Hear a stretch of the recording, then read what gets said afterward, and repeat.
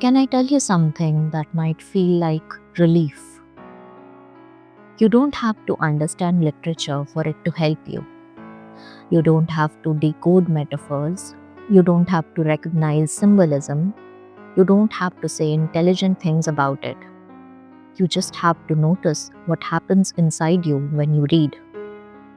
That's enough. Somewhere along the way, many of us were taught that reading is a test. What does this koan mean? What was the author trying to say? What is the correct interpretation? So we started reading defensively. We read to prove we understood, or we stopped reading altogether. But literature was never meant to be a performance. It was meant to be an encounter. There are two kinds of understanding. One is analytical, it dissects structure, theme, context. The other is experiential, it notices sensation, your throat tightening at a sentence, a memory surfacing unexpectedly, a quiet recognition you can't fully explain. The second kind does not require training, it requires honesty. And honesty is far more transformative than interpretation. Maybe you read a poem and think, I don't get this. But one line still stays with you.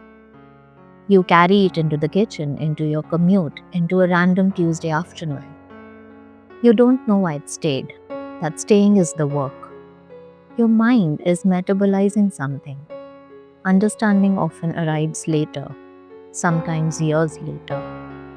And sometimes it never arrives in words at all. Here's where the shift happens. After reading, you write one page. Not explaining the text, just responding. You might write, this confused me. I felt restless reading this. I don't know why this made me sad. That is not failure. That is self-contact. And self-contact is the entire point. Literature does not belong only to scholars. It belongs to anyone willing to sit with language. Any language for that matter. You can read slowly. You can reread the same paragraphs 3 times. You can stop halfway. You're not being graded. You're being accompanied. The moment you stop trying to get it right, the text begins to meet you. When you allow yourself to not fully understand something and still stay with it, you're practicing a skill most of us struggle with in life. Sitting with uncertainty, not rushing to conclusions, not demanding clarity immediately. Reading becomes rehearsal. For conversations you don't know how to finish, for emotions you can't label yet, for seasons of life that don't make sense. You're building tolerance for ambiguity. That's emotional maturity. So the next time you read and feel lost, don't close the book. Pause. Ask, what moved even slightly? Write one honest page about that. No literary vocabulary required, just your voice, any words, any language. Something unexpected happens when you read and write this way. You begin to trust yourself again. You stop outsourcing meaning to experts. You realize your reaction is valid data.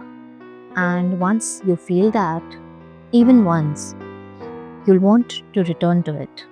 Not because you mastered literature, but because you met yourself there. You felt belonging.